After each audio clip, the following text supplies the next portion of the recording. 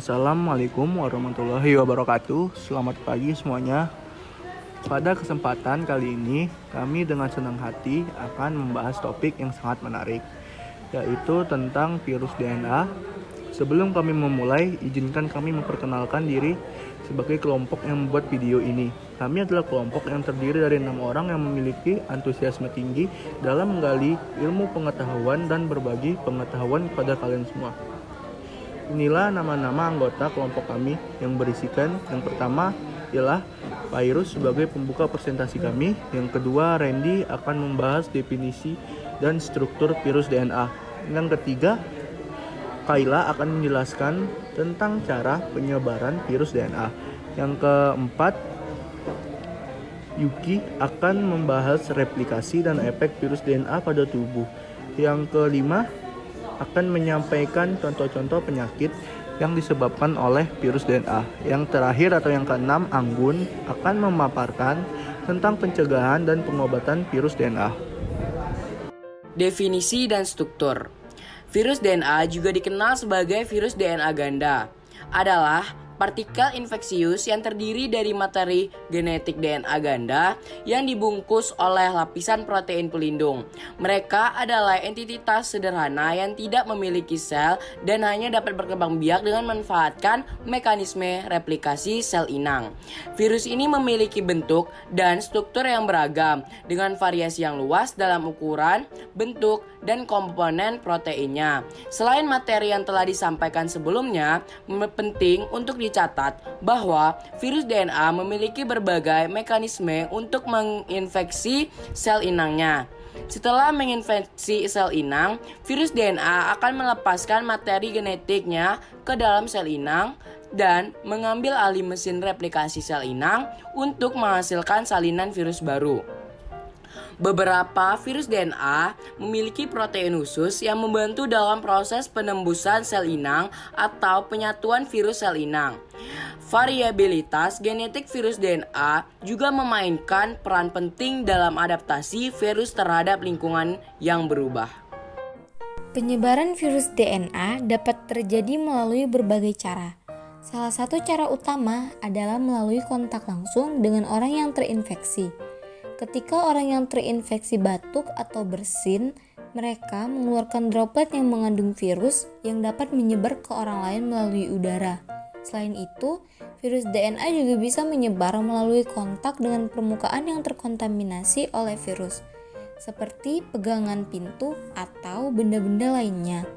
Selain penyebaran melalui droplet dan kontak dengan permukaan yang terkontaminasi, virus DNA juga dapat ditularkan melalui hubungan seksual yang tidak aman. Penggunaan jarum suntik yang tidak steril juga merupakan risiko tinggi untuk penyebaran virus DNA, terutama pada virus hepatitis B dan C. Selain itu, dalam beberapa kasus, virus DNA dapat ditularkan dari ibu ke janin selama kehamilan atau saat proses melahirkan. Replikasi dan efek pada tubuh. Setelah berhasil masuk ke dalam sel inang, virus DNA mengambil alih mekanisme replikasi sel untuk menghasilkan salinan-salinan dirinya sendiri. Proses ini bisa sangat cepat, tergantung pada jenis virusnya. Selama periode replikasi ini, sel inang bisa rusak atau bahkan mati, menyebabkan berbagai gejala penyakit pada individu yang terinfeksi. Proses replikasi virus DNA dalam sel inang dapat menyebabkan gangguan dan kerusakan pada sel tersebut. Beberapa virus DNA memiliki kemampuan untuk mengintegrasikan diri ke dalam genom sel inang, menyebabkan infeksi kronis atau laten yang bisa berlangsung selama bertahun-tahun. Efek jangka panjang dari infeksi virus DNA ini dapat menyebabkan perkembangan kanker, seperti kanker cervix yang disebabkan oleh human papillomavirus atau HPV, dan kanker hati yang disebabkan oleh virus hepatitis B dan C. Virus DNA telah dikenal sebagai penyebab berbagai penyakit yang berbeda pada manusia, hewan, dan tumbuhan. Beberapa contoh penyakit yang disebabkan virus DNA pada manusia antara lain herpes, yang menyebabkan herpes oral dan genital, virus varicella zoster yang menyebabkan cacar air dan herpes zoster, serta virus hepatitis B yang merupakan penyebab hepatitis B.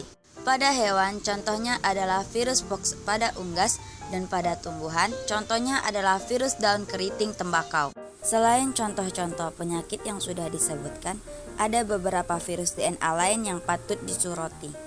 Misalnya, Human T lymphotropic virus HTLV yang menyebabkan penyakit HTLV, yang dapat menyebabkan leukemia atau limfoma T-sel. Virus Epstein-Barr (EBV) merupakan penyebab mononukleosis atau penyakit ciuman yang dapat menyebabkan gejala seperti demam, sakit tenggorokan, dan pembengkakan kelenjar getah bening. Pencegahan dan pengobatan untuk mencegah penyebaran virus DNA. Penting bagi kita untuk selalu menjaga kebersihan tangan dengan mencuci tangan secara rutin, menggunakan sabun dan air yang mengalir. Selain itu, hindari kontak langsung dengan orang yang sedang menderita infeksi virus DNA. Menggunakan masker juga dapat membantu mencegah penyebaran droplet virus melalui udara. Penting juga untuk selalu menjaga kekebalan tubuh dengan pola makan sehat, istirahat yang cukup, dan aktivitas fisik yang teratur. Meskipun belum ada pengobatan yang spesifik untuk banyak virus DNA, vaksinasi telah menjadi sarana efektif untuk mencegah beberapa jenis infeksi. Vaksin dapat melatih sistem kekebalan tubuh untuk mengenali dan melawan virus DNA tertentu sebelum virus tersebut menyebabkan penyakit. Selain vaksinasi, penting untuk meningkatkan kesadaran tentang penyakit yang disebabkan oleh virus DNA dan cara penyebarannya. Penelitian dan pengembangan obat-obatan yang lebih efektif juga perlu terus dilakukan untuk mengatasi infeksi virus DNA yang sulit diobati. Selain itu, dukungan psikologis dan pemberanian rawat medis yang tepat juga penting bagi individu yang terinfeksi virus DNA, terutama dalam mengatasi dampak psikologis dan fisik dari penyakit yang disebabkan oleh virus tersebut. Itulah sedikit gambaran tentang virus DNA, dari definisi hingga efeknya pada tubuh manusia, hewan, dan tumbuhan. Semoga informasi ini bermanfaat dan membantu kita untuk lebih memahami tentang mikroorganisme yang menarik ini. Tetap jaga kesehatan, patuhi protokol kesehatan yang berlaku, dan mari kita semua bersama-sama melindungi diri kita dari orang-orang di sekitar kita dari penyebaran virus DNA.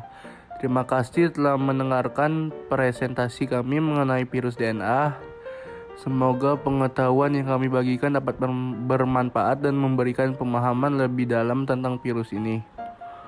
Ingatlah pentingnya menjaga kesehatan dan selalu mengikuti protokol kesehatan yang berlaku untuk mencegah penyebaran virus DNA. Mari bersama-sama menjaga kesehatan diri sendiri dan orang-orang di sekitar kita. Terima kasih atas perhatiannya dan semoga kita semua tetap sehat dan kuat.